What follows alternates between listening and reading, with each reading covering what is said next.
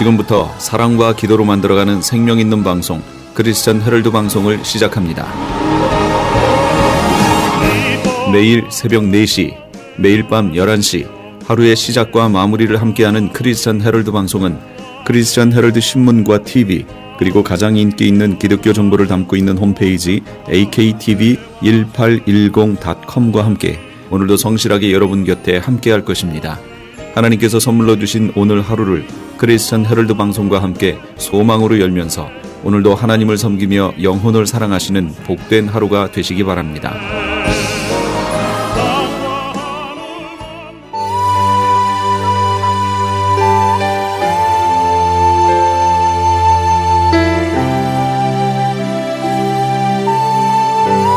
이 새벽을 주님과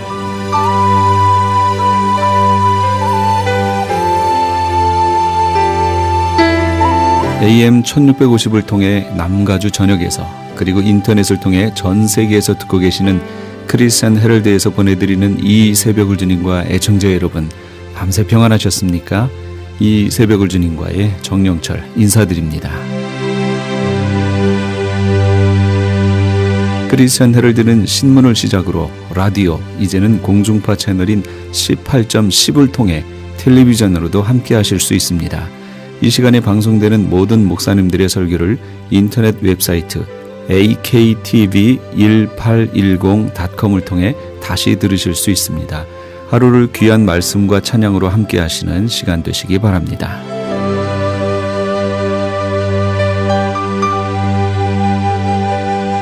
이 시간은 프레이즈 교회의 계시록 강해 시간입니다.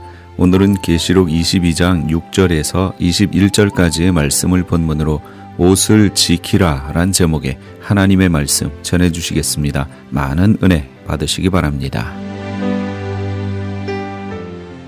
1장 계시록 전체의 총괄적인 내용과 재림으로 오실 예수님의 모습. 근데 지금 우리가 읽은 계시록 22장에 있는 모습이 여기 그대로 있는 거예요. 1장에. 그 다음에 2장과 3장의 내용은 7 교회 얘기였습니다. 그 다음에 4장부터 5장은 천상의 예배의 모습, 요한을 이리로 올라오라 해서 올려보냈죠. 올려서 그 위에서 앞으로 되어질 일들을 보여주는 그 모습이 4장, 5장. 그런데 여기에서 놓치지 말아야 할 것은 성부 하나, 보좌에 앉으신 성부 하나님 오른손에 두루마리가 있었다. 그리고 그 두루마리는 7개의 인으로 봉인되어 있었다라는 것을 기억하셔야 되고, 이것 때문에 요한이 울었었죠. 자기 사명은 그 두루마리의 내용을 펼쳐서 보여줘야 되는 건데 이게 말려 있으니까, 그리고 7개 봉인이 돼 있으니까 이걸 볼 자가 없기 때문에 울었다라고 얘기했습니다. 그래서 여기 오신 분들도 이제는 우셔야 돼요. 뭐 때문에 우셔야 되냐면 하나님의 말씀, 하나님이 나에게 무엇을 원하시는지 안 보일 때는 울어야 됩니다. 그리고 하나님께 우리 어떻게 살게 해달라고, 그걸 보여달라고 하셔야 돼요. 그런데 다행인 것은 어린 양이 그것을 취해서 인을 떼시게 되죠. 그 인 떼는 장면이 6장 1번부터 6번까지 인이 떼집니다. 그래서 그 인 각각의 성격을 제가 설명드렸어요. 1번부터 4번까지의 인은 7년 환란이 들어가기 전 징조장이다 라고 했습니다. 그런 첫째는 하얀 말, 붉은 말, 검은 말, 청황색 말, 이 각각에 대해 사건이 있었죠. 하얀 말, 이건 미혹이라고 얘기했어요. 미혹. 그래서 대대적인 미혹이 이제 일어날 겁니다. 그리고 이미 일어났습니다. 예를 들면 WCC 운동이라든지 교회에서 전해지는 내용들을 잘 구별해 보시면 땅의 소망 두란 얘기인지 하늘의 소망 두란 얘기인지 구별이 갈 겁니다. 이제부터는 잘 구별해서 보셔야 돼요. 그런 얘기가 나올 거예요. 그래서 데살로니가서에 보면 바울이 우리가 예수님 앞에 서는 것에 대해서 누가 뭐라고 말해도 너희가 미혹되지 말아라. 먼저 있을 일은 미혹이고, 두 번째는 배교고, 세 번째는 적그리스도의 출현이고, 그 다음이 예수님이 오시면서 우리가 예수님과 만나게 된다. 이렇게 얘기했습니다. 그 얘기는 우리의 휴거가 언제 있다는 얘기예요. 미혹, 배교, 적그리스도의 출현, 그 다음이 우리의 휴거가 있다. 그 얘기입니다. 그런데 요즘 인터넷이나 이런 데 보면은 지금 휴거된다고 자꾸 얘기하는 사람들이 있어요. 그럼 그 사람들의 얘기를 잘 한번 들어보세요. 그럼 그분들은 죄송한 얘기지만 말씀에 기반을 두고 하는 얘기가 아니에요. 내가 봤네, 내가 들었네 하는 그 얘기입니다. 그래서 바울이 이미 지적한 거예요. 천사를 통해서 봤다든지 뭘 했다든지 자기가 보낸 편지를 통해서라도 예수님이 오시는 것에 대해서 쉽게 동심하거나 두려워하지 말아라. 먼저 될 일을 그래서 바울이 설명했죠. 미혹, 배교, 적그리스도 출현, 그 다음이 휴거다라는 것을 바울은 정확하게 얘기했습니다. 성경을 통해서 보세요. 성경을. 요즘은 세대주의 전천년이 너무 강력하기 때문에 계시록의 얘기를 할 때 제일 강력한 건 무천년이죠. 장로교라든지 기존 교회들이 취하고 있는 거, 이게 가장 강력하고, 그나마 전천년 얘기하는 부류는 어디냐면 세대주의 전천년이 그렇게 얘기하는 거예요. 이게 이제 하나의 부류로 또 있고요. 이 사람들이 주장하는 거는 저거예요. 환난 전에 휴거한다, 이거 얘기하는 거예요. 여기 있는 내용은 교회와 상관없다. 근데 여기 보셨지만 교회와 상관없으면 뭐하러 주님이 이거를 주셨어요? 교회를 위해서 이걸 주셨다고 분명히 여기 말씀하고 계신데, 나 예수는 교회들을 위하여 내 사자들을 보내서 이것들을 너희에게 증언하게 하였노라 그랬는데, 교회가 들어야 될 내용이니까 필요한 거죠. 근데 교회가 오기 전에 휴거돼 버린대요. 교회는 아무 상관이 없는 거예요. 이렇게 돼서는 안 되겠다라는 거예요. 이게 중요한 내용이에요. 교회를 위해서 주신 겁니다. 자, 그 하여튼 6장까지가 그 6개의 인을 떼는데, 4번째 인까지는 환난 들어가기 전 얘기고, 5번째 인이 뭐냐면 그게 떼지니까 순교자들이 제단 앞에서 기도하고 있었죠. 신원해달라고, 원수 갚아달라고. 그러니까 뭐라고 그러세요? 너희와 같은 순교자의 수가 차기까지 기다려라 하면서 세마포 옷을, 하얀 세마포 옷을 입혀주시죠. 그러니까 그 순교자가 차는 시기가 어디예요? 그게 환난 기간이잖아요. 그래서 5번째 인은 환난 기간을 상징하는 거예요. 순교한다, 그 얘기입니다. 근데 여기서 순교하지 않으려면 어디로 가야 돼요? 예비초로 가야죠. 예. 그래서 그 두 부류가 올라가게 되는 거예요. 6번째는 뭐냐? 마태복음 24장에 예수님 오시기 전의 모습이 6번째 인이에요. 천지가 해가 어두워지고 달이 피같이 되면서 천지가 개벽하고 하늘이 무화과 나무가 대풍에 흔들리는 것처럼 별들이 쏟아지고 하는 이 모습, 요게 6번째 인하고 마태복음 24장의 환난 후 즉시 해가 어두워지며 하는 그 말씀하고 똑같아요. 그러니까 6번째 인은 예수님 재림하실 때의 그 모습을 상징해 준다. 그러니까 결국 6개의 인은 지금부터 환난 끝나는 예수님 재림할 때까지의 모든 내용을 총론으로 보여준 것이다. 그게 6번째 인이에요. 6개의 인. 그 다음에 7장에 가면, 이 계시록은 그런다고 그랬죠? 6장이 본경이 인 사건 나왔으니까 그 다음은 그거에 대한 다른 관점에서 보는 얘기가 또 흘러가겠죠. 그게 7장이라고 그랬어요. 그럴 때에 교회에선 어떤 일이 벌어지냐면 14만 4천이라는 하나님의 종들이 세워지고 그들로 인해서 예비초로 가게 되는 흰옷 입은 무리들이 나오게 될 것이고, 이들이 올라가서 예수님 재림하시기 전에 올라가서 위에 가 있는 모습, 불 섞인 유리바다 위에 서서 찬양하는 모습, 이게 나왔잖아요. 7장에. 그게 삽경이에요. 다른 관점에서 그때를 본 거예요. 총론입니다. 전체적인 거. 흰옷 입은 무리가 14만 4천이라는 하나님의 종들의 사역에 의해서 준비되어진, 마지막 기간에 준비되어진 자들이 예비처로 가 있다가, 이 흰옷 입은 자들이 누구며 어디서 왔는가 장로가 물어보니까 요한이 모른다고 하니까 장로가 대답하지요. 큰 환난 가운데에서 나온 자들인데 어린 양의 피에 그 옷을 씻어 희게 하였느니라, 이렇게 얘기하잖아요.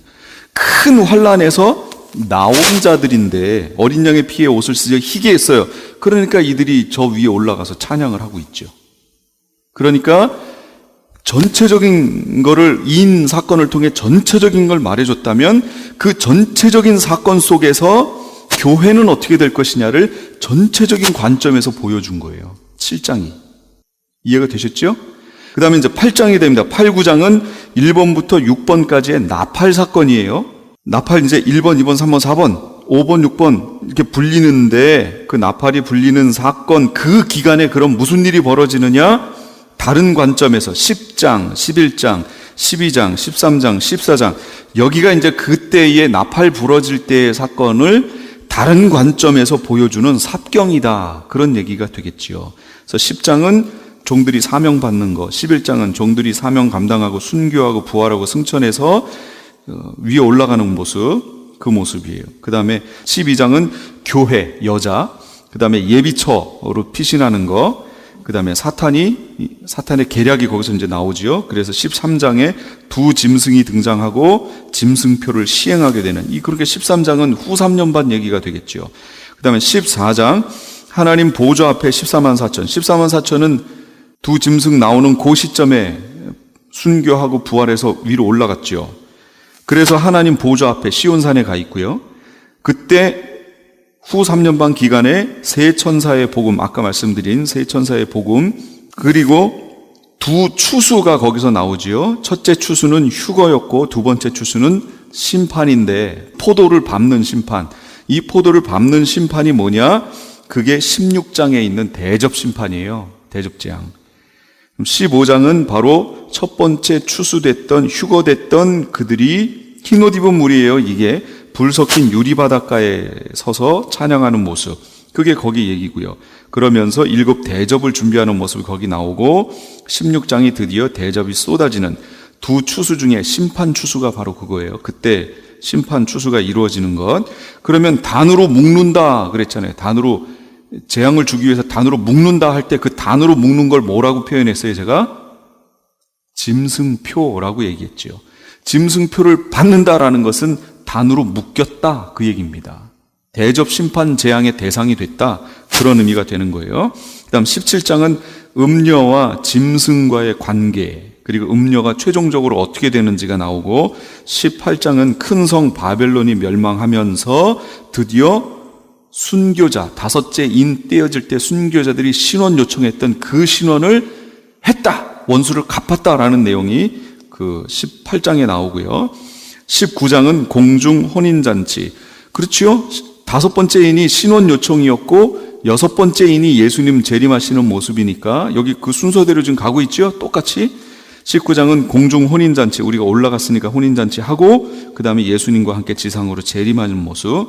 20장은 천년왕국이 펼쳐지며 그 마지막에 곡과 마곡의 전쟁이 일어나면서 백보자 심판자리가 펼쳐지고 21장은 새하늘과 새 땅, 천국 얘기가 나오고 오늘 이제 마지막 장 22장은 마라나타 신앙 당부하는, 마라나타 주 예수여 오시옵소서라고 하는 마라나타 신앙을 당부하는 그 모습이 22장 6절부터 등장하게 된다 그 얘기입니다.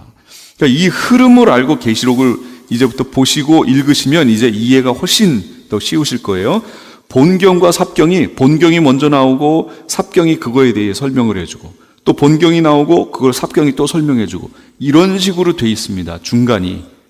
그러면서 이 계시록을 해석하기 제일 난해한 부분이 어디냐? 10장부터 14장까지입니다. 여기까지의 해석이 잘 안 되면 계시록 전체의 그림이 잘 안 그려집니다. 10장부터 14장까지가 상당히 중요하다라는 것을 기억하시면서, 그러나 제가 여기 다 풀어놨으니까 이 풀린 대로 그냥 보시면 돼요. 그러면 쉽습니다. 그렇게 보시면 돼요. 오늘 내용은 옷을 지키라 라는 그런 내용이 됩니다. 상당히 중요한 내용이 될 겁니다. 태초 인간의 옷 상태. 첫째, 육적인 몸은 어떻게 돼 있었어요? 예, 벌거벗었었어요. 아담과 하와가 뭐 입지 않았잖아요. 영적 상태에 취해 있었기 때문에 육체의 벗었음을 알지 못했습니다. 수치, 부끄러움 없는 상태입니다. 수치나 부끄러움이 없을 상태니까. 그리고 영적 옷은 입은 상태였습니다. 하나님의 형상대로 창조됐고요. 영광, 영화, 성결의 옷을 입고 있었어요. 그래서 죄도 없는 상태였습니다. 그러나 죄를 지을 수 있는 상태였지요. 분명히 죄를 지을 수 있는 상태였어요. 그러니까 아담과 하와가 죄를 지었지요. 그러므로 하나님께서 원하셨던 완전한 최종적인 상태는 아니었다라는 걸 기억하셔야 돼요. 그러니까 여기를 잘 보셔야 돼요. 죄를 지을 수 있는 상태, 그러나 죄는 없는 상태. 지을 수 있는 상태로 영원히 간다면 가다가 죄 짓죠. 그럼 안 되죠. 그 얘기는 무슨 얘기가 되냐면 이 상태가 하나님이 인류에게 원하셨던 최종적 완성적 상태가 아니었음을 얘기하는 거예요. 그게. 그래서 우리가 타락하고 죄를 짓고 하는 이것이 하나님은 완벽하게 지어놨는데 우리가 거기서 죄를 짓는 바람에 하나님이 실수, 여기서 다른 계획을 세워야지 하고 예수 그리스도에 대한 계획을 그때서 세웠다. 이건 잘못됐다는 얘기죠. 처음 인류를 만드실 때부터 이미 천국에 이를 때까지의 이 모든 것이 처음부터의 계획이셨다라는 겁니다. 중간에 만약에 실패하시면 하나님이 예상치도 못한, 하나님이 의도치 않은 어떤 것들이 나타난다라는 거잖아요. 그렇지 않습니다. 다 하나님의 계획 속에 있는 거예요. 그러나 그 계획 속에 있었다는 말 가지고 이제 우리가 질문을 너무나 많은 것들을 만들어낼 수 있죠. 우리가 원망하면서 표현할 수도 있겠지요. 그러나 그런 것들은 하나님의 주권 아래에 있는 건데 그걸 이제 바울은 뭐라고 표현했냐면 이 사람아, 토기장이가 하나는 귀히 쓸 그릇을, 하나는 천히 쓸 그릇을 만들 권한이 없느냐? 이렇게 대답한 거예요. 바울은. 25번 일곱 교회 정리한데 거기 보세요. 구원, 여기에는 인간의 자유의지가 하나도 안 들어가요. 이건 전적인 100% 하나님의 은혜입니다. 그러나 성화의 과정을 얘기할 때는 인간의 자유의지가 들어갑니다. 여기에는. 이제는 들어가요. 그러니까 이런 것들을 조화를 시켜서 우리가 해석할 필요가 있다라는 겁니다. 성경을 보실 때 그렇게 하시는 게 좋겠어요. 요거는 했던 거니까 시간 가니까 제가 빼고요. 이제 그럼 왜 인간이 벌거벗었는가?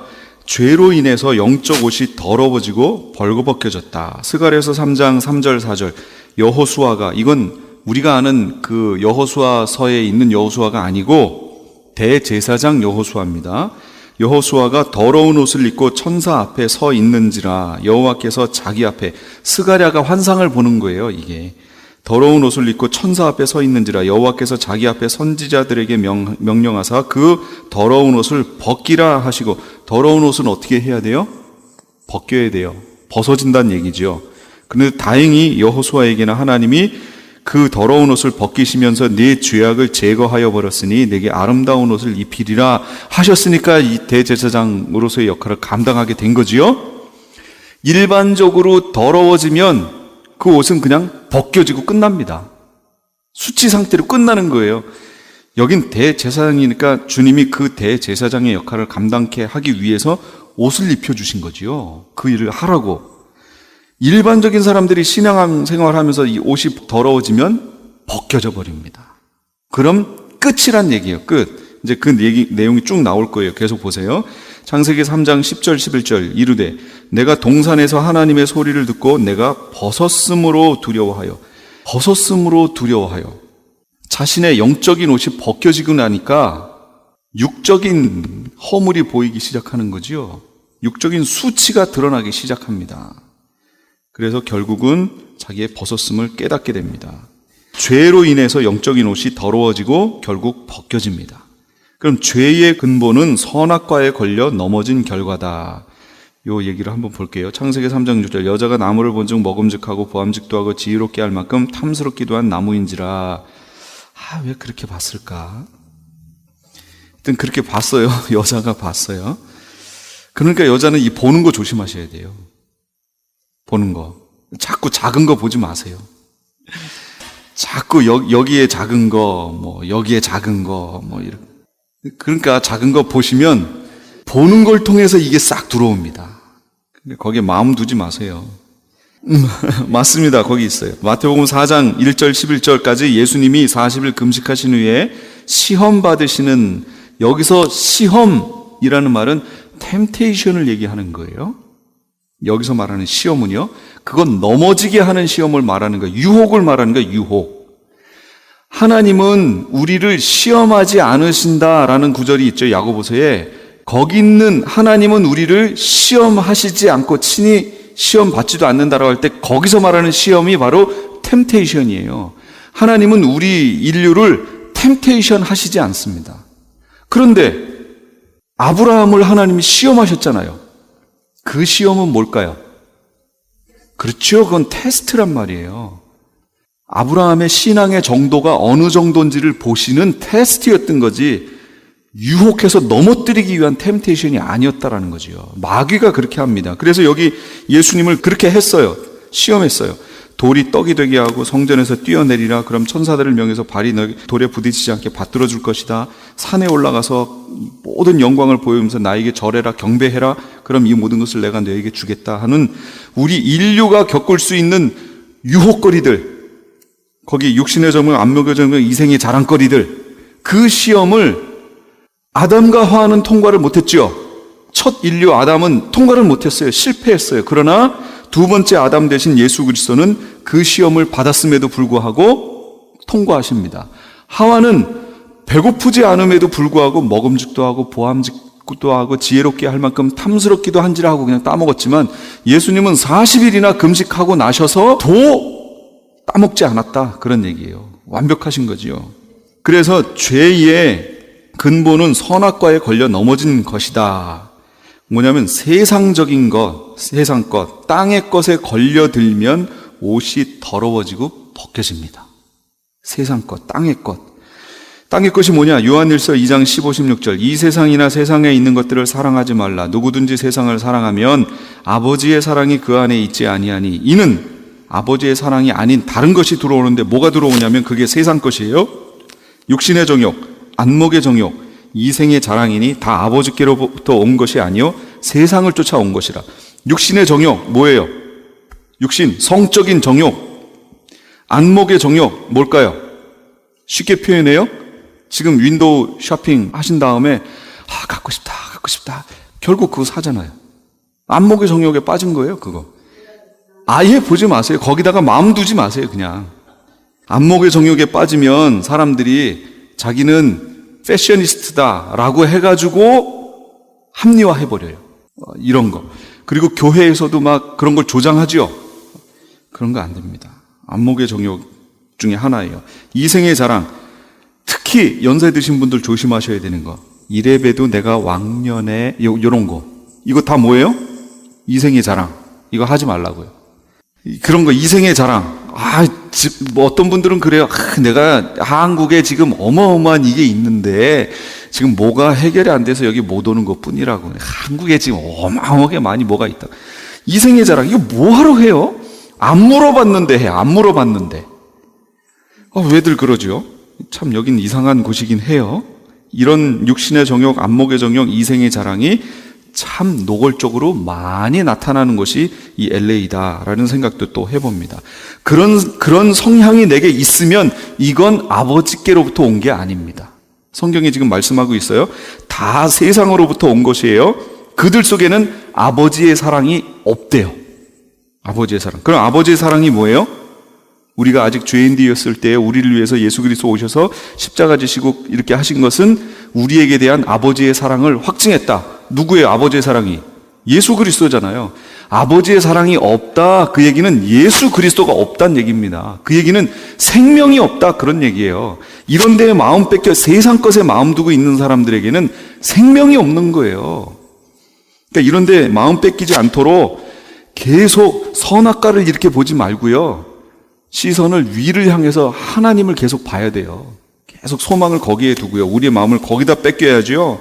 이 세상 것에 뺏기면 마지막에 가서 제깍 걸립니다. 덫에 걸립니다. 그런데 여기 죄의 근본은 선악과에 걸려 넘어진 결과다라고 했는데, 인간의 관점에서 봤을 때는 죄의 근본은 선악과 사건이에요. 그렇죠? 인간에게 들어온 죄의 근본은 선악과 사건이잖아요. 그러나 피조 세계의 관점, 전체 천사들의 무리까지 하나님을 제외한, 삼위일체 하나님을 제외한 나머지 전체 피조 세계의 관점에서 봤을 때는 천사들의 타락입니다. 우리 인간이 죄 짓기 전에 이미 죄가 있었어요, 없었어요? 있었죠? 있었어요. 그 내용이 그게 그러니까 유다서 1장 6절 같은 경우, 또 자기 지위를 지키지 않고 자기 처소를 떠난 천사, 자기 위치를 지키지 않았다는 얘기예요. 그 다음에 베드로후서 2장 4절, 하나님이 범죄한 천사들을 용서하지 아니하시고 지옥에 던져 어두운 구덩이에 두어 심판 때까지 지키게 하셨으며, 여기서 어두운 구덩이, 이게 어디예요? 그렇죠. 그게 무적행이에요. 그게. 그러니까 범죄한 천사가 범죄했죠. 그런데 여기 보니까 범죄한 천사들이라고 나와요. 그러니까 하나가 범죄한 게 아니에요. 사탄과 함께, 마귀의 루시퍼와 함께 왕창 범죄에서 타락해버렸다. 그런 얘기입니다. 그러니까요. 그래서 그러면 천사들을 언제 만들었느냐? 그럼 언제 타락했느냐? 라는 것이 성경에는 정확하게 나오지 않습니다.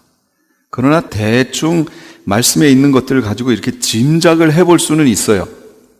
그래서 그거에 대해서 여러 가지 관점이 있습니다.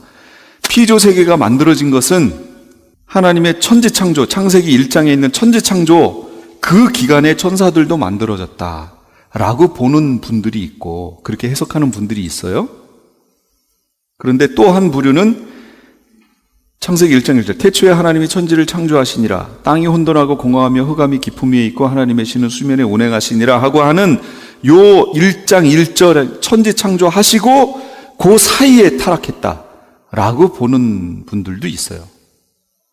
근거가 여러 가지 것들이 있는데 뭐라고 이렇게 단정 지을 수는 없지만 하나만 볼까요? 그러면 욥기 38장 4절부터 볼까요?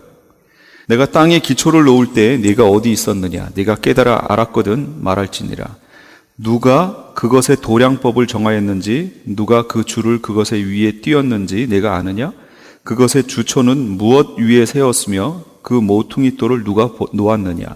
그때에 새벽 별들이 기뻐 노래하며 하나님의 아들들이 다 기뻐 소리를 질렀느니라. 무슨 얘기예요? 태초에 천지 창조하면서 이걸 만들어 갈 때, 그거 만들 때 7절에 보니까 새벽 별들이 기뻐 노래하며 하나님의 아들들이 다 기뻐 소리 질렀느니라.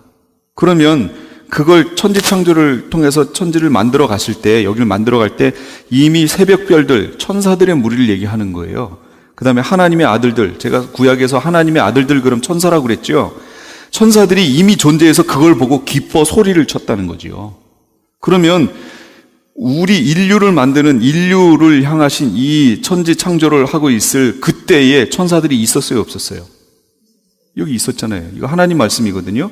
하나님이 욥에게 지금 말씀하시는 거예요. 내가 이렇게 땅에 기초 놓을 때 너 어디 있었느냐?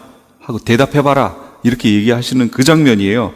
그러니까 이 인류를 만드시는 이 천지 창조를 할 때 이미 천사의 무리는 만들어졌다. 라는 것을 여기 요 말씀을 통해서 알 수가 있겠죠. 그럼 타락은 언제냐? 어느 시점이 타락했는지는 모르겠어요. 그래서 어떤 분들은 그래요. 이 모든 것을 다 만드시고 하나님이 보시기에 심히 좋았더라 했는데 죄도 같이 있는데 그걸 보고 심히 좋았더라 이렇게 하시진 않았을 것이다 라고 어떤 분들은 또 해석하세요. 그러니까 그렇게 다 인간까지 만들어 놓고 제7일째 쉬시고 그 후에 타락했고 그 타락한 것이 쫓겨나서 에덴 동산으로 왔고 그리고 인류 아담과 하와에게 들어가서 또 꼬셨다. 이렇게 얘기합니다. 근데 뭐가 맞는지 모르겠어요. 근데 그게 상당히 타당성이 있죠. 말씀으로 봤을 때는 흐름이 그렇게 되는 것이 그나마 가장 타당성이 있다라고 볼 수 있겠습니다. 근데 뭐가 맞다라고 얘기할 수는 없어요. 그렇게 맞다라고 평가하기에는 말씀이 그거에 대해서 많이 우리에게 주어져 있지 않기 때문에 그냥 보여주신 데까지만 보면 그렇지 않느냐라고 볼 수 있다. 그런 얘기지요. 그래서 인류만 놓고 보면 아담과 하와의 범죄가 죄의 근본이다라고 볼 수 있지만 전 피조세계, 하나님을 제외한 전 피조세계로 놓고 보면 천사들의 자리 이동, 자기 위치를 지키지 아니함, 범죄한 천사, 그들이 죄의 근원이 된다라는 것을 알 수 있습니다. 그러니까 여기서도 보셔도 아시는 것처럼 너는 여기 있어야 돼 딱 정해줬어요. 그럼 죄는 뭐예요? 이렇게 가는 게 죄지요. 그러니까 죄라고 하는 것이 이런 식으로 어떻게 없던 것이 만들어진 것이 아니고 죄라는 것이요. 하나님의 정하심을 반역해서 거길 벗어나는 행위, 이런 것들이 죄다라는 것을 알 수 있죠. 거역함, 그런 거예요. 자, 그 다음 세 번째. 세상 것에 취하면 옷이 벌거벗겨집니다. 창세기 9장 21절 노아가 포도주를 마시고 취하여 그 장막 안에서 벌거벗은지라. 이 세상 것에 취하면 안 돼요. 여기서는 단적으로 술, 포도주를 말하고 있지만 이 세상 것에 취하면 그게 부끄러움인지도 모르고 이 세상에서 살아간다라는 거죠. 부끄러운 거예요. 옷의 역할은 뭐냐? 용도는 죄와 허물을 덮고 가리는 역할이지요. 옷의 역할은 그겁니다. 창세기 9장 23절 셈과 야벳이 옷을 취하여 아비의 하체를 덮어줘요. 수치를 덮는 거지요. 에스겔서 16장 내 옷으로 너를 덮어 벌거벗은 것을 가리우고. 옷은 수치와 허물을 덮어주고 가리는 역할을 합니다. 3번 벌거벗은 인간에 대한 처방. 인간 스스로 어떻게 처방을 내렸냐면 무화과 나무 잎을 엮어서 역시 옷을 만들어 입습니다. 그러나 이것은 오래가지 못해요. 하나님의 처방은요, 창세기 3장 21절 여호와 하나님이 아담과 그의 아내를 위하여 가죽옷을 지어 입히시니라. 그래서 이게 원시복음이 되는 겁니다. 우리의 허물과 수치를 가려주기 위해서 신학에서 그래서 이 가죽옷을 입혀주시는 이걸 가지고 원시복음, 가장 최초에 나타난 복음의 형태라고 얘기하는 거죠. 가죽옷을 입히기 위해서는 생명을 잡아야 돼요. 피를 흘려야 한다, 그런 얘기가 되는 거죠.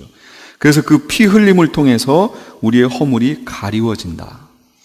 그러니까 이 가죽옷을 지어 입히셨다라고 하는 이 말만 가지고는 그 당시 사람들이 이렇게 보면 이걸 가지고 예수님을 상상해 볼 수가 없죠.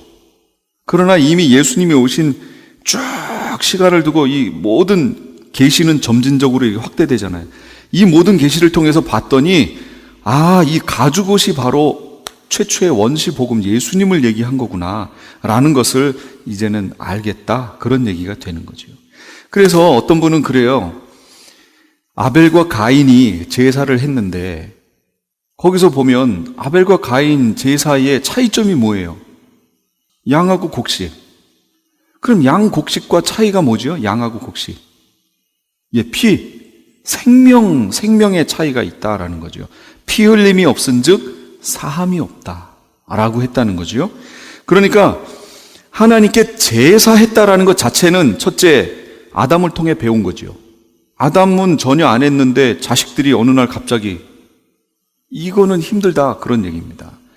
그러니까 부모를 통해서 배운 거지요. 배웠는데 아벨은 정확하게 그 제사가 왜 하나님께 드려야 되는지를 정확히 안 거지요.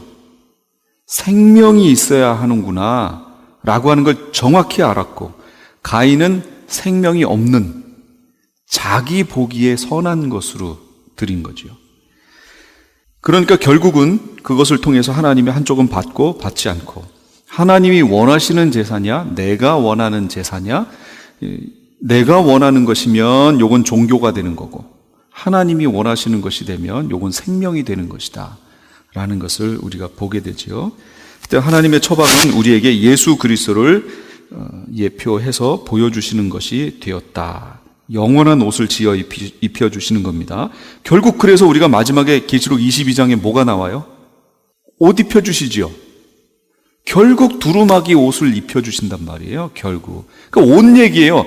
그래서 성경은 제가 여기 오늘 제목이 옷을 지키라라는 얘기가 뭐냐면 결국 성경에 있는 모든 내용은 옷 얘기예요. 옷.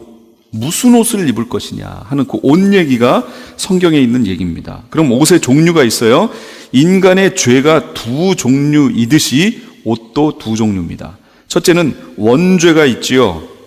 원죄. 대표성의 원리에 의해서 인류의 대표인 아담이 지은 죄. 아담 입장에서 보면 구원을 상실한 거예요. 옷이 벗겨진 거지요. 그러나 우리 입장에서 보면 태어날 때부터 마귀의 자녀로 태어나고 벌거 벗겨져서 태어납니다. 예전에 처음 아담이 만들어졌을 때는 영화로운 옷을 입고 있었으나 그 후에 모든 세대는 태어나면서부터 벌거 벗고 태어납니다. 육체뿐 아니라 그 영혼까지도 그렇다는 거예요. 그러니까 구원이 없어요. 그걸 우리는 속옷이라고 얘기할 수 있어요. 원죄에 대응하는 옷은 속옷, 요건 구원의 옷이다 라고 말할 수 있습니다. 믿음으로 받는 거예요. 믿음으로. 구원의 옷, 믿음으로 받습니다. 두 번째는 자범죄입니다. 자기 자신이 지은 죄를 얘기하지요. 이사야 64장 6절 무릇 우리는 다 부정한 자 같아서 우리의 의인은 다 더러운 옷 같으며 우리는 다 잎사귀같이 시들므로 우리의 죄악이 바람같이 우리를 몰아가나이다. 그래서 이것은 겉옷이라고 얘기할 수 있어요. 대응하는 옷이. 그리고 이것은 의의 옷이다 이렇게 얘기할 수 있습니다. 의의 옷. 말씀을 지켜 행위로 믿음을 지키는 것을 얘기해요. 이사야 61장 10절 내가 여호와로 말미암아 크게 기뻐하며 내 영혼이 나의 하나님으로 말미암아 즐거워하리니 왜요? 이는 그가 구원의 옷을 내게 입히시며 속옷이에요. 그 다음 공의의 겉옷을 내게 더하심이 공의의 겉옷 의의 옷이에요. 공의의 겉옷 신랑이 사모를 쓰며 신부가 자기 보석으로 단장함 갖게 하셨음이라. 그러니까 크리스천들이 구원의 속옷과 의의 겉옷을 입는 것은 혼인 예식 준비를 하는 것과 마찬가지다 그 얘기입니다. 우리 지금 혼인 예식 할 거지요? 혼인 잔치 들어갈 거잖아요. 그럼 뭘 갖고 준비하느냐 그거 뭘 갖고 혼인 준비 신부 단장을 하느냐? 옷 갖고 한다 그 얘기입니다. 옷. 구원의 속옷, 의의 겉옷 그걸 가지고 단장한다 그 얘기를 지금 하는 거예요. 성도들의 옷, 우리는 이미 두 종류의 죄에 다 포함되어 있습니다. 옷을 입는 방법 밖에는 해결책이 없어요. 그럼 언제 옷을 입게 되나? 첫째 속옷이에요. 세례 받을 때 그리스도로 옷을 입게 돼요. 갈라디아서 3장 27절 누구든지 그리스도와 합하기 위하여 세례를 받은 자는 그리스도로 옷 입었느니라. 이게 구원의 속옷 얘기하는 겁니다. 뿐만 아니라 속옷과 의의 겉옷을 같이 주십니다. 처음에 같이 주십니다 라고 제가 표현했던 것들을 기억해 놓으세요. 자, 옷 입은 자의 자세는 그럼 어떻게 해야 되느냐? 예수 그리스도를 영접할 때 구원의 속옷과 의의 겉옷을 입습니다. 그럼 그렇게 옷을 입은 사람은 어떻게 해야 되느냐? 옷을 더럽히지 않도록 해야 됩니다. 계시록 3장 1-4절 내 하나님 앞에 내 행위에 온전한 것을 찾지 못하였노니 말씀하시면서 4절에 그러나 사대에 그 옷을 더럽히지 아니한 자 몇 명이 내게 있어 흰 옷을 입고 나와 함께 다니리니 5절에는 이기는 자는 이와 같이 흰 옷을 입을 것이요 내가 그 이름을 생명책에서 결코 지우지 아니하겠다. 흰 옷은 생명책과 관계 있다라는 것을 말씀드릴 수 있고 4대 교회에 대해서 지금 얘기하는 거예요. 옷을 여기는 다 더럽혔어요. 거의 더럽혔어요. 그런데 그 중에 옷을 더럽히지 아니한 자 몇 명이 있대요. 4대 교회에. 그럼 요즘 교회들을 생각해 보세요. 요즘 교회들 구원의 옷, 의의 겉옷 처음에 다 받았죠? 그러면 옷을 더럽히지 않은 자가 교회 안에 몇 명일까 한번 생각을 해보시라 그 얘기입니다. 그럼 옷을 더럽히지 않았음을 어떻게 할 수 있느냐? 그의 행위, 삶을 보면 돼요. 또 그의 성품을 보면 됩니다. 성품. 이따 베드로후서 얘기 쭉 나올 거예요. 그럼 뒷장에 있는 것 같아요. 그럼 거기에 나와요. 성품, 신의 성품이 내 속에 있느냐? 그걸 봐야 된다는 거예요. 그래서 그거를 바울은 뭐라고 그랬어요? 베드로는 신의 성품에 참여하는 자라고 표현했지만 바울은 그걸 갈라디아서에서 성령의 9가지 열매 이렇게 표현했다고요. 그 열매 다 성품이지요. 성품과 관계 있어요. 그게 열매란 말이에요. 그런 것들이 나타나는 자는 옷을 깨끗하게 보존하고 있는 자지만 교회를 다니긴 다니지만 그런 것과는 전혀 상관없이 나중에 어디선가 만났는데 교회 안에서 우연히 만났어요. 그랬더니 상대방이 교회 다녔어? 이러면 뭐예요? 그 사람은 삶의 열매가 없었다 그 얘기예요. 교회 다녔지. 그러면 그렇지. 이렇게 나오면 그 사람은 삶 속에서 열매가 보였었단 얘기죠. 성품의 열매가, 성령의 열매가. 그런 얘기를 들어야겠지요. 그걸 통해서 교회를 한번 이렇게 여기 성도님들이 다니시는 교회를 한번 생각해 보세요. 그러면 옷을 더럽히지 않고 지금 준비되어 있는 사람이 그 교회 안에 몇 명일까? 한번 생각해 보세요. 그러면 아마도 많지 않을 거리요. 많지 않을 겁니다. 이게 안타까운 얘기예요. 여기 4대 교회도 그랬단 얘기예요. 옷을 더럽히지 않은 몇 명이 있대요. 몇 명이. 이것은 교회에게 하시는 말씀인데 참 두려운 얘기죠. 그럼 옷이 더럽혀지면 어떻게 해야 되느냐? 옷이 더럽혀진 사람은 이제 그럼 소망이 없느냐? 아니요. 옷을 씻으면 됩니다. 계시록 22장 14절. 두루마기를 빠는 자들은 복이 있다 그랬어요. 그러면서 거기에 오늘 본문 읽었던 데지요. 왜요? 생명나무에 나아가며 문들을 통해 성에 들어갈 권세를 얻기 때문에 빠는 자들이 복이 있다 그 얘기입니다. 출애굽기 19장 14절. 모세가 시내 산에서 내려와 백성들에게 이르러 백성을 성결하게 하니 그들이 자기 옷을 빨더라.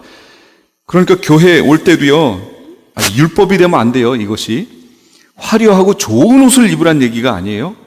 깨끗하게 단정하게 라는 얘기입니다. 삶과 이게 같이 나타나야 한다라는 거예요.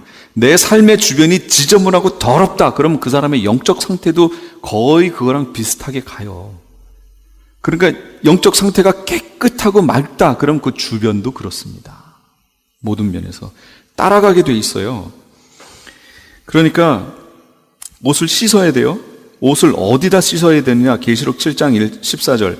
어린 양의 피에 그 옷을 씻어 희게 하였느니라. 어린 양의 피에 그 옷을 씻으래요. 그럼 옷을 씻는다는 것의 실제적 의미는 뭐라고요? 죄를 뭐 하는 거예요? 회개하는 거예요, 회개. 그래서 이 마지막 시대의 메시지는 회개가 되어야 한다라는 걸 지금 얘기하는 겁니다. 이 회개가 얼마나 중요한지 몰라요. 한 번 구원이 영원한 구원이에요? 그렇게 주장하는 이단은요, 구원파. 예수 처음 믿을 때 한번 회개했으면 그 다음은 회개가 필요 없대요. 끝! 만약 진짜로 그 교리가 정말로 진리라고 믿고 신앙생활하는 사람들이 있다면요, 그 사람들 예수 믿을 때 처음 회개했어요. 그 후로 그 사람들이 죄를 하나도 안 졌을까요? 그럴 수 있어요? 없지요. 그럼 그 사람 천국에 가기는 힘듭니다. 옛날에 한번 했던 회개가 다 용서했다. 그러면 여기 왜 교회에 대해서 왜 예수님이 자꾸 회개하라고 얘기하죠? 만약 그 교리가 맞다면 교회에 대해서 회개하라고 얘기하시면 안 되죠. 교회는 이미 회개하고 들어왔잖아요. 그러니까 교회가 됐죠. 그런데 왜 그들에게 다시 회개하라고 자꾸 말씀을 하시는 거예요? 여기 7교회 중에 5교회가 회개하라, 그렇지 않으면 이 얘기를 계속 듣거든요. 그러니까 한 번 회개가 영원한 회개가 되는 게 아니라는 걸 지금 여기 계시록에서 계속 얘기하고 있잖아요. 회개는 끊임없이 하는 겁니다. 그래서 여기 성경에 뭐라고 그래요? 히브리서에 보면 오늘 일하고 일컫는 동안에 회개하라 그 얘기예요. 우리 마음이 강팍해 됨을 면하라 그렇게 얘기하잖아요. 오늘 일하고 얘기하는 대단히 중요한 얘기예요. 말씀을 가지고 해야 되는데 그냥 인간의 논리를 가지고 얘기하니까 자꾸 엉뚱한 얘기를 하게 되죠. 그러면 만약에 이 옷을 씻지 못하면 어떻게 될까요? 4번, 옷이 벌거벗겨집니다. 계시록 3장 17절. 네가 말하기를 나는 부자라 부요하여 부족한 것이 없다 하나 네 곤고한 것과 가련한 것과 가난한 것과 눈먼 것과 벌거벗은 것을 알지 못하는도다. 이게 라오디게아 교회예요. 라오디게아 교회는 벌거벗었다 그 얘기예요. 벌거벗었다. 이미 뭐가요? 교회가 라오디게아 교회는 이미 다 벌거벗었다라는 거예요. 자기가 부요하다고 생각해요. 요즘 교회들 모습 아니에요, 이거? 전철역을 바꿔서 교회 입구로 만들고 누가 보더라도 대대에 남을 업적을 남긴 것인 양 교회를 그렇게 크게 어마어마하게 의리의리하게 이거 하나님이 기뻐하실까요? 거기 예수님도 못 들어가실 것 같아요. 경비한테 걸릴 것 같아. 그런 거는 크게 하나님께 영광이 될까? 하여튼 우리가 생각해 봐야 됩니다. 벌거벗겨졌어요. 이미. 근데 자기가 벌거벗은 것을 몰라요. 16장 15절. 보라, 내가 도적같이 오리니 누구든지 깨어 자기 옷을 지켜 벌거벗고 다니지 아니하며 자기의 부끄러움을 보이지 아니하는 자는 복이 있다 그러죠. 벌거벗겨질 수 있지요. 여기 있다고 얘기하잖아요. 계속해서. 벌거벗겨지는 게 뭐예요, 그러면? 구원이 어떻게 되는 거예요? 구원이 상실되는 겁니다. 벌거벗겨지는 게. 무서운 말씀인데 여기서 상당히 옷이라는 얘기를 통해서 아주 부드럽게 얘기하고 계시지만 이건 대단히 무서운 얘기예요. 벌거벗겨지면 멸망받게 되는 수순에 들어간 거예요. 호세아 2장 3절 그렇지 아니하면 내가 그를 벌거벗겨서 죽게 할 것이며 벌거벗기면 죽는 거예요. 계시록 16장 15절 아까 보셨죠? 자기 옷을 지켜 벌거벗고 다니지 않은 자가 복이 있다 그랬어요. 그럼 벌거벗겨졌으면 어떻게 해야 돼요? 옷을 사야죠. 계시록 3장 18절 내가 너를 권하노니 내게서 불로 연단한 금을 사서 부요하게 하고 흰 옷을 사서 입어 벌거벗은 수치를 보이지 않게 하고 안약을 사서 눈에 발라 보게 하라. 지금 같은 라오디게아 교회에게 지금 얘기하시는 거예요. 너는 벌거벗었다 라고 얘기하시면서 그들에 대한 처방으로 내가 너한테 권하는데 불로 연단한 금을 사서 부요하게 하고 옷을 사서 입어 수치를 가리고 안약을 사서 보래요. 불로 연단한 금이 상징하는 게 뭘까요? 금은 변하지 않는 거예요. 변하지 않는 건 뭘까요? 진리지요. 말씀, 하나님의 말씀을 사래요. 말씀을. 그래서 부유하게 되래요. 여기는 라오디게아 교회는 이 세상적인 것으로 채워서 그걸 가지고 부하다라고 지금 얘기하는데 하나님이 보실 땐 그거 부한 게 하나도 아니라는 거예요. 그러니까 큰 교회 부러워할 필요가 하나도 없다는 얘기죠. 그런 건 부러워할 게 안 된다 그런 얘기예요. 흰 옷을 사래요. 옷을 사래요. 옷이 벌거벗겨졌으니까 옷을 사래요. 그래서 수치를 가리래요. 그 다음에 안약을 사서 눈에 발라 보게 하래요. 지금 이 땅의 것으로 꽉 차서 육신의 정욕, 안목의 정욕, 이생의 자랑으로 꽉 채워져 있으니까 이 땅 것밖에 안 보여요. 근데 안약을 사서 바르래요. 그래서 눈을 떠보래요. 영적인 눈을 떠서 보래요. 뭘 성도가 교회가 봐야 되는지를 보라 그런 얘기입니다. 마땅히 봐야 할 것을 보라 그런 얘기가 되겠지요. 마태복음 25장 9절 열처녀 비유에서요. 지혜로운 5처녀는 기름과 등을 다 준비했지만 미련한 5처녀는 기름을 준비하지 못합니다. 한 번 쓸 거, 그냥 조금 쓸 거, 불만 켜 금방 오실 줄 알았던 썼나 보지요. 그러나 더디 오시니까 이미 기름이 다 타서 이제 없어지니까 그들이 뭐라 그래요? 슬기 있는 자들에게 대답하여 이르되 우리와 너희가 쓰기에 다 부족할까 하노니 차라리 파는 자들에게 가서 너희 쓸 것을 사라 그렇게 얘기합니다. 사라. 근데 사는 것도 때가 있어요. 이 미련한 5처녀가 가서 사왔더니 어떻게 됐어요? 때는 늦었어요. 문이 닫혀버렸다고요. 그러니까 사는 것도 때가 있어요. 그렇다면 사라는 것의 의미가 뭐냐를 봐야겠지요. 계속 성경은 사라고 자꾸 얘기하는데 이사야 55장 1절 3절 같이 한번 읽어볼게요. 시작. 오호라 너희 모든 목마른 자들아 물로 나오라 돈 없는 자도 오라 너희는 와서 사 먹되 돈 없이 값 없이 와서 포도주와 젖을 사라 너희가 어찌하여 양식이 아닌 것을 위하여 은을 달아주며 배부르게 하지 못할 것을 위하여 수고하느냐 내게 듣고 들을지어다 그리하면 너희가 좋은 것을 먹을 것이며 너희 자신들이 기름진 것으로 즐거움을 얻으리라 너희는 귀를 기울이고 내게로 나와 들으라 그리하면 너희의 영혼이 살리라 내가 너희를 위하여 영원한 언약을 맺으리니 곧 다윗에게 허락한 확실한 은혜니라. 그 밑에 것도요. 이사야 55장 6절 7절 시작. 너희는 여호와를 만날 만한 때에 찾으라. 가까이 계실 때에 그를 부르라. 마귀는 그의 길을 불의한 자는 그의 생각을 버리고 여호와께로 돌아오라. 그리하면 그가 긍휼히 여기시리라. 우리 하나님께로 돌아오라. 그가 너그럽게 용서하시리라. 보셨어요? 사는 게 뭐예요? 사는 게 여기 있는 말씀들이에요. 사는 거는 하나님께 와서 듣는 거예요. 하나님의 음성을 듣는 거예요. 하나님의 말씀에 귀를 기울이고 내게로 와서 들으라 그러죠. 듣는 거예요. 그 다음에 하나님을 찾는 거예요. 여호와 하나님을 찾는 거. 그리고 여호와 하나님을 부르는 거예요. 여호와 하나님께로 돌아가는 것. 이게 사는 거예요. 그럼 우리에게 지금 살 기회가 있어요? 없어요? 있어요. 지금이 그래서 살 기회예요. 사야 돼요. 지금 벌거벗겨졌어요. 라오디게아 교처럼 지금 여기 지구상에 있는 이 땅에 있는 교회들 얼마나 많이 벌거벗겨졌어요, 교회들이. 그러나 아직 기회 있다 그 얘기입니다. 그래서 이 말씀이 전해져야 된다 그 얘기예요. 우리에겐 기회가 있어요. 개인적으로 적용해요. 개인이 지금 죄 가운데 들어가가지고 완전히 발가벗겨질 수 있지요. 그러나 아직까진 기회가 있어요. 그러나 신랑이 와버리면 기회가 없어요. 끝난 거예요. 아직까진 기회가 있어요. 그래서 노아의 때와 같고 롯의 때와 같다 하는 말을 구별을 잘 해보세요. 그거는 노아가 있을 당시에 있는 일들이 그런 일들이 벌어질 것이다. 그런 때다. 또는 롯의 때와 같다는 롯이 살았을 당시에 있는 그런 때가 벌어질 것이다. 그 말도 돼요. 그것도 적용할 수 있어요. 그런데 또 한 가지 적용할 수 있어요.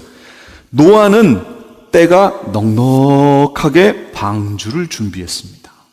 자기 가족까지 다 넣을 수 있는 방주를 준비합니다. 긴 시간을 두고 여유롭게. 그러나 롯은 어때요? 때가 그렇지 않았어요. 천사가 몰아내서야 겨우 자기 몸만 그냥 빠져나오는 시대에 살았단 말이에요. 때가 악해요. 요즘 시대는 그럼 어느 시대일까요? 지금은 노아입니다. 지금은. 아직 기회가 있다 그 얘기야. 그러나 롯의 시대로 넘어갑니다. 왜 넘어가나 보세요. 그러면 이제 다시 저기로 가야 돼요. 이스라엘로 넘어가야 돼요. 로마서 11장으로 넘어가야 돼요. 참감람나무와 돌감람나무가 있는데 참감람나무 가지가 꺾임으로 그 참감람나무 가지에 돌감람나무 가지들이 접붙임을 받았죠. 그건 우리 이방 크리스찬들이죠. 접붙임을 받아 살았어요. 그러나 때가 되면 이방인의 충만한 수가 들어오면 이제 어떻게 된다고 그랬어요? 참감람나무에 접붙여 있던 돌감람나무들이 꺾이는 일이 벌어집니다. 그러면서 꺾였던 참감람나무 가지들이 여기에 다시 접붙여지는 일이 벌어집니다. 요 사건이 벌어지는 거예요. 그렇다면 이스라엘에게 하나님은 70일회로 시간을 정해서 약속을 하셨어요. 지금 7년 환란은 마지막 한 일회가 남은 거예요. 그럼 69일회는 다 지나갔고요. 지금 우리가 이방인의 때인 장차라는 시간을 가고 있고 마지막 한 일회가 펼쳐질 겁니다. 그럼 이 마지막 한 일회는 누구를 위한 시간인가요? 이스라엘의 구원을 위한 시간이에요. 그 얘기는 다시 말하면 이방인의 구원의 시간은 어떻게 되는 거예요? 닫힌다 그런 얘기입니다. 그러니까 이스라엘의 회복을 보고 우리가 마냥 이방 크리스찬인 우리가 마냥 좋아할 수는 없다 그런 얘기예요. 우리에게 적용하면 우리 이방인 크리스찬들의 구원의 시간이 닫히는 거다 그런 얘기입니다. 그 시각으로 이스라엘에 회복되어지는 것을 우리가 봐야 한다는 거죠. 그만큼 이제는 우리가 급해지고 있다 그 얘기입니다. 상당히 롯의 때와 지금 가까워지고 있는 거예요. 정말 마지막에 아주 그냥 턱걸이로 딱 구원받아서 그 안으로 들어갈 사람들이 있다 그런 얘기예요. 우리가 그 준비를 해야 한다라는 겁니다. 그래서 사는 것은 때가 있다. 사면 주님께 돌아가면 하나님께 돌아가면 긍휼히 여기시고 불쌍히 여기시고 우리를 너그럽게 용서해 주실 것이다. 이게 우리에게 주어진 약속이에요. 회개, 사죄의 약속. 이게 너무 중요한 약속이에요. 이것 때문에 우리가 지금 사는 겁니다. 이것 때문에. 그러므로 제일 좋은 방법은 뭐냐? 옷을 잃고 새로 사는 것이냐? 그것보다 더 좋은 방법은 처음부터 잃지 않는 거예요. 벗겨지지 않는 게 더 중요한 거예요. 이미 벗겨진 다음에 그 옷을 살려면 처음에는 복음을 받아들일 때 예수 그리스도를 통해서 그 옷을 주실 때는 전적인 하나님의 은혜로 너무 쉽게 주십니다. 그렇지요? 그러나 한번 벗겨진 옷이 다시 입혀지려면 여기서 사라고 얘기하잖아요. 그러면 처음에 우리가 옷 입었을 때랑 그렇게 똑같지 않다라는 것을 명심해야 돼요. 똑같지 않아요? 상당히 힘들 겁니다. 그러므로 5번, 옷을 지켜야 합니다. 이게 우리가 갖고 있는 숙제예요. 계시록 16장 15절. 보라, 내가 도적같이 오리니 누구든지 깨어 자기 옷을 지켜. 옷을 지키래요. 그래서 제가 뭐라고 그랬냐면 옷을 안 입었으면 옷을 입어야지요. 그러니까 이걸 구원과 연결시키면 구원받지 못했으면 어떻게 해야 돼요? 구원을 받아야지요. 이건 전적인 하나님의 은혜예요. 에베소서 2장 8절 9절. 지금까지 LA 한인타운에 있는 프레이즈 교회의 요한계시록 강의였습니다. 오늘 말씀의 뒷부분은 목요일 새벽 4시에 함께 하실 수 있습니다. 프레이즈 교회의 위치는 2668 웨스트 피코 블루버드, 피코와 켄모어가 만나는 곳에 있습니다. 좀 더 자세한 사항을 알기 원하시는 분은 전화 213-700-9833, 213지역 700-9833번으로 문의하시기 바랍니다.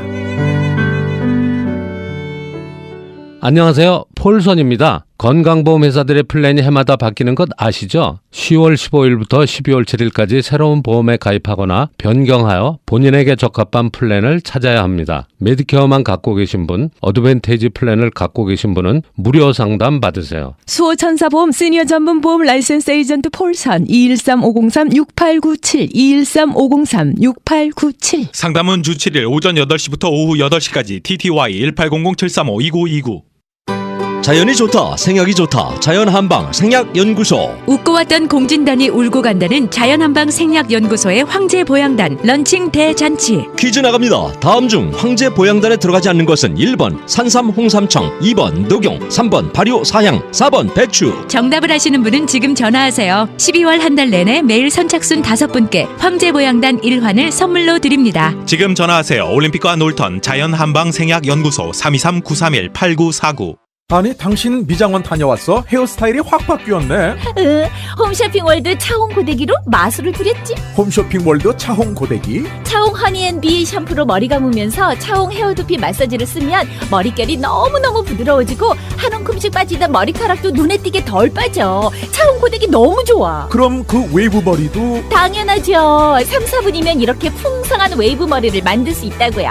너무 이쁘다. 어디서 샀어? 홈쇼핑월드. 가격 만족, 품질 만족, 행복한 쇼핑. 팔가와 웨스턴 홈쇼핑 월드. 유태인이 만든 특수 영양제 M3 들어보셨어요? 곡식의 눈, 과일씨, 껍질, 약초의 뿌리로 만든 특수 영양제 M3. 혈압, 당뇨, 아토피, 천식, 비만 등 무슨 병이든 큰 효과를 주는 신비의 영양제 M3. 서울대학병원 7곳, 고려대학병원 2곳에 입점되어 더욱 믿을 수 있는 M3의 효능. 213-435-9600, 213-435-9600 M3 정직한 마음으로 권해드립니다. 2017년 새해 노래하는 시인 하덕규 목사 찬양 콘서트에 성도 여러분을 초청합니다. LA 한인타운에 있는 프레이즈 교회에서 하덕규 목사님의 영감 넘치는 찬양과 간증으로 새로운 한 해를 시작하는 시간을 마련했습니다. 하덕규 목사님은 시인과 촌장이라는 이름으로 가수 생활을 했으며 가시나무라는 자전적 고백의 노래로 많은 사람들의 마음을 울렸습니다. 현재는 백석예술대학교 실용음악과에서 학생들을 지도하고 있는 하덕규 목사님의 찬양 콘서트에 성도 여러분의 많은 참여를 바랍니다.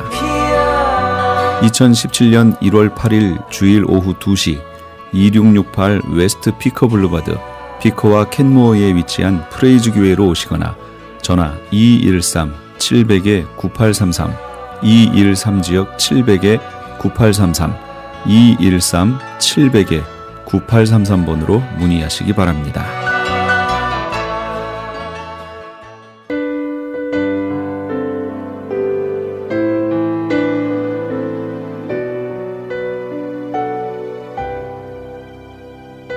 나의 갈 길 다가도록 함께 하시면서 이 새벽을 주님과 1부 여기서 마칩니다. 잠시 15 후에 2부에서 돌아오겠습니다.